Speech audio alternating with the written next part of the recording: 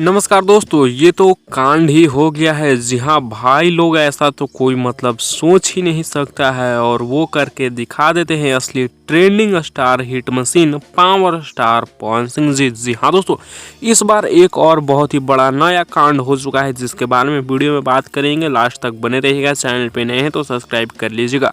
दोस्तों बता दें कि पावर स्टार पवन सिंह जी का आज से करीब 5-6 साल पहले आया था जिस गाने का नाम था पेन्हले महादेव पियरिया।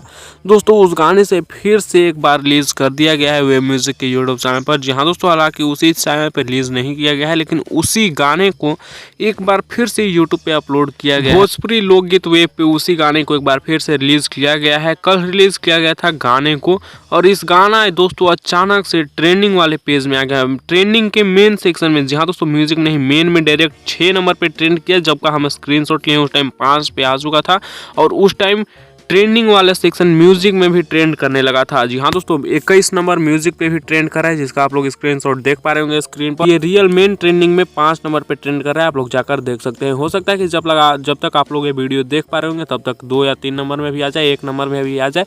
फिलहाल जब वीडियो बना रहे हैं 5 नंबर मेन में है और 21 नंबर म्यूजिक वाले में है। दोस्तों ऐसा कारनामा पावर स्टार पवन सिंह के अलावा और कौन कर सकता है? आप लोग अपना राय नीचे कमेंट्स में दीजिएगा। इस वीडियो में इतना ही, मिलते हैं नेक्स्ट वीडियो में नए अपडेट के साथ। बने रहिए भोजपुरी फैन के साथ।